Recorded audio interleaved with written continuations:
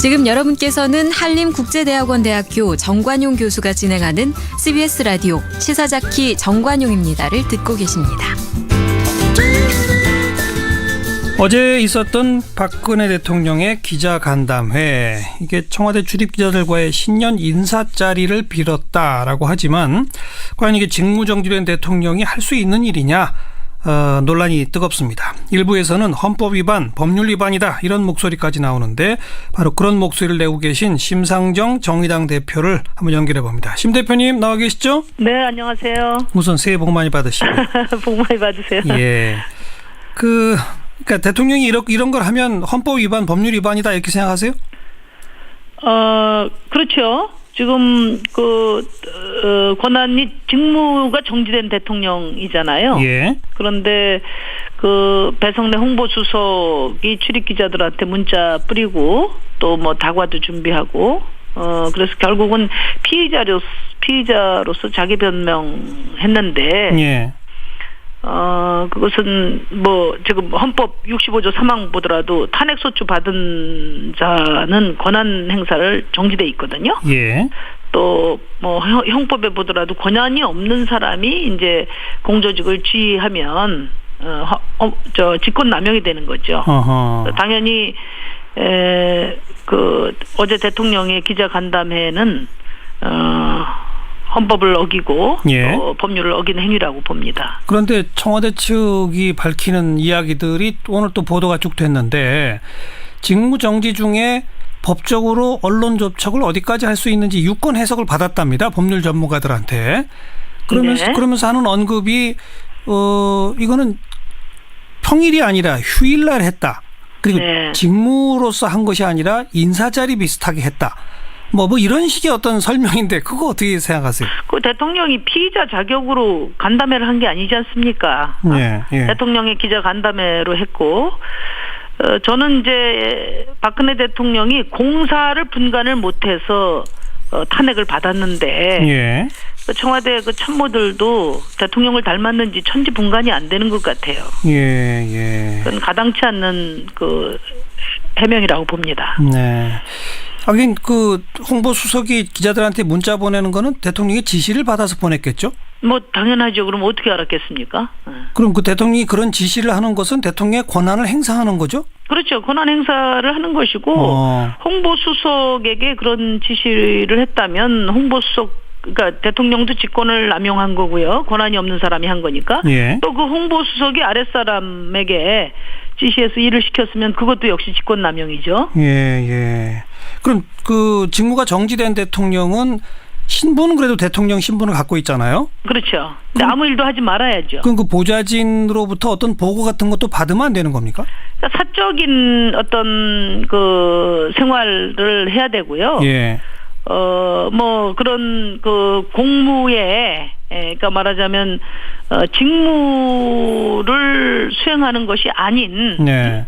어떤 사적인 범위를 넘어서면 안 되겠죠. 예.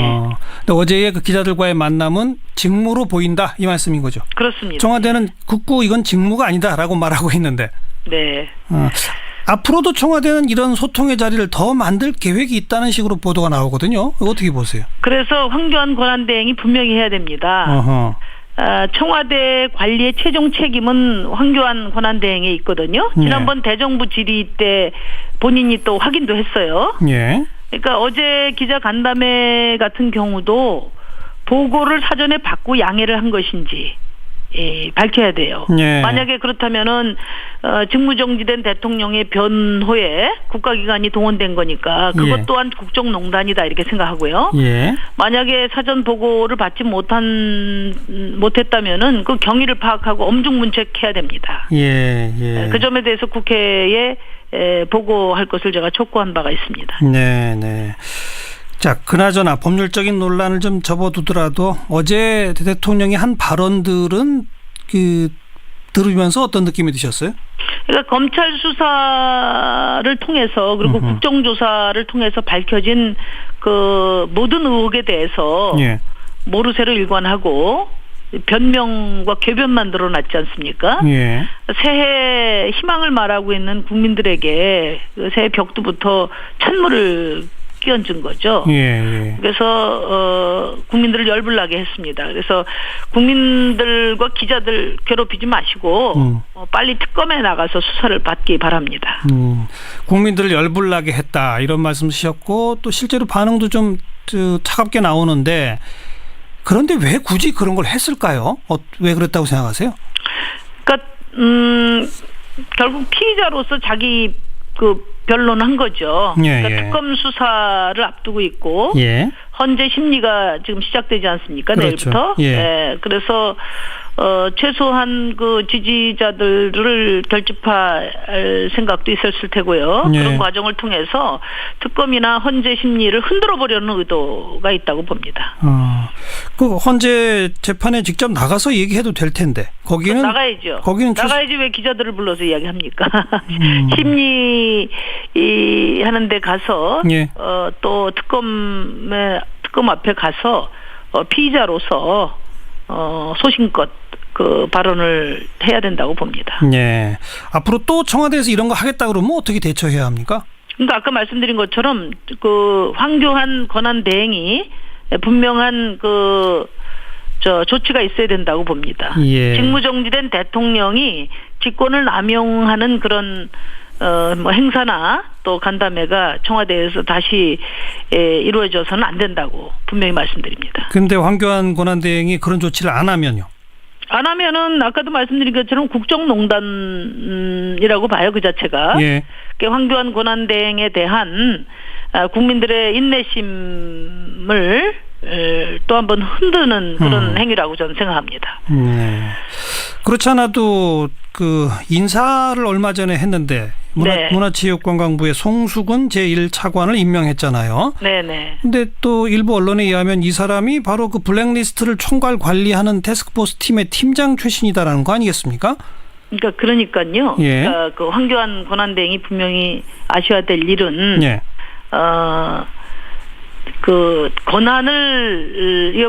권한을 대행하는 그 권한을 갖고 있던 대통령이 탄핵된 상태고 단순히 대통령만 탄핵된 게 아니라 정부를 탄핵한 거예요, 국민들은. 그래서 사실은 황교안 권한대행도 정치적으로는 탄핵되었다고 우리 국민들은 보고 있습니다. 그렇기 때문에 최소한의 행정적 업무를 담당하도록 하고 있는 건데 그런 측면에서 보면 인사권이야말로 지금 자제해야 될 권한이라고 국회에서 여러 차례 야당들이 이야기를 했는데요. 그 인사를 무리하게 강행하고 있는 것도 문제지만 그 인사 내용이 여전히 박근혜 최순실 인사라는 데 문제가 있는 겁니다. 지금 말씀하신 것처럼 그 송수근 차관 같은 경우에 그 송 차관이 총괄했던 문화부 내의 건전 콘텐츠 TF가 블랙리스트 실행팀이었다는 의혹을 받고 있잖아요. 그렇죠. 특검이 문화부 압수수색할 때 송 차관의 휴대폰도 입수해 갔기 때문에 조만간 밝혀질 것입니다. 송 차관은 특검에서 수사를 해야 됩니다. 그 전에 이런 블랙리스트 작성 의혹으로 전임 정관주 차관이 물러난 마당에 다시 블랙리스트 담당자를 그 자리에 앉힌 것은 황교안 권한대행이 분명하게 책임을 져야 됩니다. 즉각 철회해야 됩니다.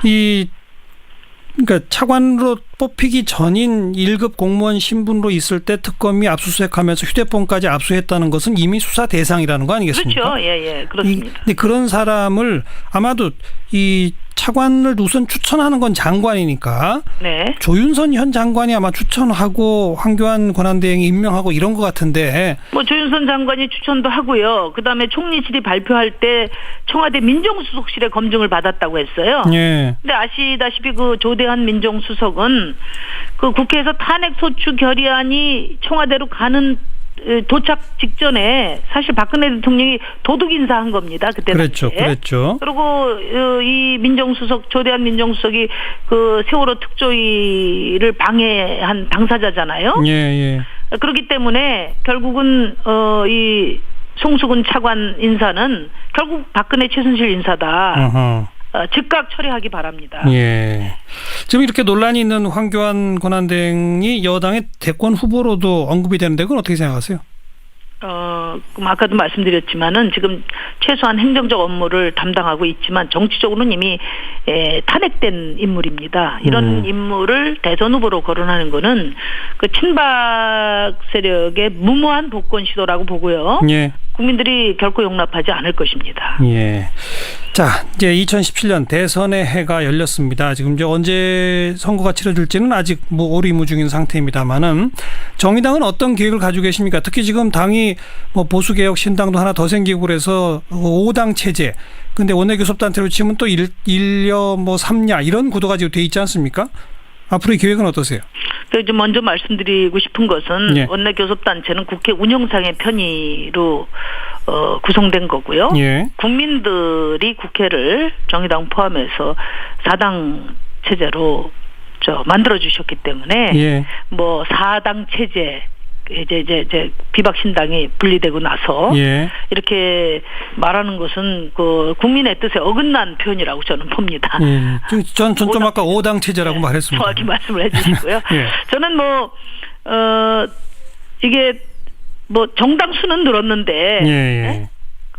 늘 선거 시기에 이렇게 일시적으로 분화된 사례들이 많지 않습니까? 예. 민주당에서 분화되고 새누리당에서 분화되고 저는 이 과도적인 지금 상태라고 보고요. 예. 이 4당 체제가 이렇게 온건 다당 체제로 안착될지는 좀 지켜봐야 된다. 대선 전후에서 또 개편이 있을 수 있다고 보고 저희 뭐 정의당은 작은 정당이지만은 늘 상수로 존재하고 한국 정치의 방향을 안내하는 그런 예인설의 역할을 이번 대선에도 확실하게 해야 된다 이렇게 생각합니다. 정의당도 대선 후보 내시죠?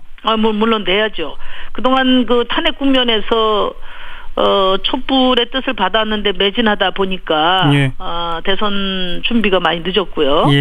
뭐 다른 정당처럼 대선 후보군이 많고 또 알아서 캠프 구성해서 움직일 형편이 안 되다 보니까 좀 늦었습니다. 그래서 지금 서두르고 있고요. 저희가 1월 14일 날 전국위원회까지 대선에 대한 모든 계획을 확정 지으려고 생각하고 있습니다. 심상정 대표도 대선 주자로 나서십니까? 저는 뭐 당 대표로서 무한 책임을 다해야 되는 처지고요. 준비하고 있습니다. 준비한다는 건 대선 주자로 준비하신다? 네, 준비하고 있습니다. 알겠습니다. 지금 이제 좀 아까 약간 과도기적이다라고 했는데 개혁보수신당, 국민의당 여기 좀 중간지대에 있는 분들의 행보가 좀 오리무중 아니겠습니까? 이분들이 이른바 제3지대로 크게 하나로 뭉치자 뭐 이런 얘기들도 나가고 거기에 반기문 전 총장도 합류한다는 얘기도 나오던데 그럴 가능성이 있다고 보세요? 뭐 이제 선거 때마다 늘 있어 왔던 새로운 건 아닌데요. 이게 지금 이제 조기 대선으로 치러지다 보니까 뭐 어떤 분 표현대로 이게 활주로가 매우 짧기 때문에 이 제3지대가 파괴력을 가질 만한 틀을 만들 수 있느냐.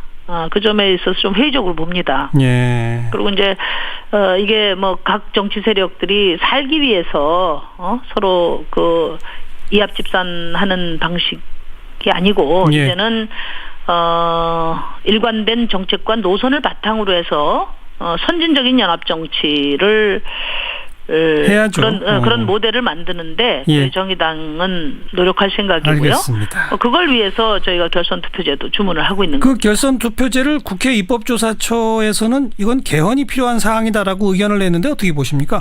그건 뭐 이제 좀 유감스러운데요. 입법조사처에서 그렇게 의견을 낸 거는 그 근거를 뭘로 들고 있냐면 헌법학자들이 그렇게 본다. 이런 거예요. 그래서 지금 현행 헌법에는 이제 결선 투표제를 금지하고 있지도 않고 명시하고 있지도 않거든요. 그렇죠.